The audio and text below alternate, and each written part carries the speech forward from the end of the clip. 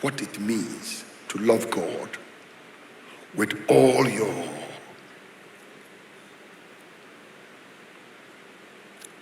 heart and your soul and your mind. But let me ask you first of all, where is your heart? Where is your soul? And where is your mind? So if I say I have to love God with my legs, I know where my legs are.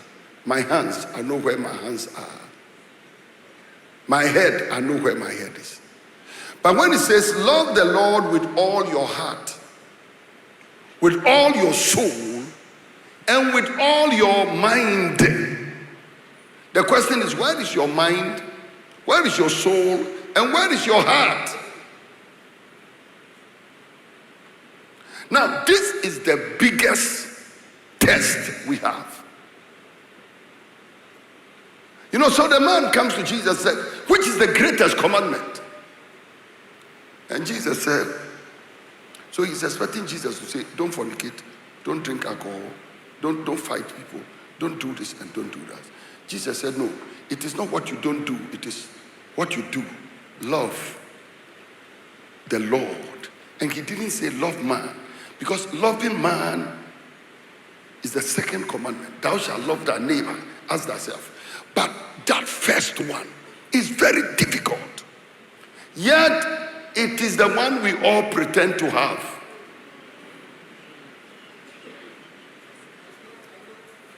Love the Lord with all your heart. So one day, Jesus put Peter to a test. In John chapter 21, the Bible said in the verse number 15, and when they had dined, Jesus said unto Simon Peter, Simon, son of Jonas, lovest thou me more than these?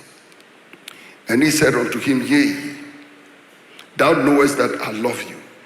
And he said unto him, feed my lambs. Do you love me more than these? And the big question is this: what are the these? Some commentators believe that the these are the other disciples. Do you love me more than these other disciples love me? Some believe that. Others believe, do you love me more than the fish and the bread? These things we are eating, brodoi and fishy, do you love me more than these? I believe that it is the second one he's referring to.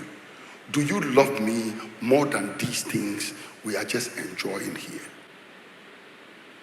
I can tell you people, this is a test our modern day generation must answer. Do we love him? Our theme is Jesus. How can you love God whom you haven't seen before? How can you claim to love God? You've never seen him. You've never seen him face to face. So how do you love God you have never seen? With all your soul, with all your heart, with all your mind. Now to dichotomize between your soul, your mind, and your heart is a difficult thing to begin with. Because many people don't know the difference between their mind, their soul, and their heart. We can't go into that tonight. Because that is a whole realm. That is a whole realm. If I call many of you today and tell you that, separate between your soul and your mind and your heart, there will be chaos. So when the Bible said the word of God is quick and powerful, piercing even to the dividing asunder of the bone, of joint and marrow, and of the soul and of the spirit. Now, you just wonder, the man's spirit and his soul, there is a difference there. So love the Lord with your heart, your spirit, with your soul, and with your mind. The closest we get to loving God is our mind. Because many of us have access to our mind. But when it comes to the soul and the spirit, We don't have it, and the heart of a human being, the thing is not there.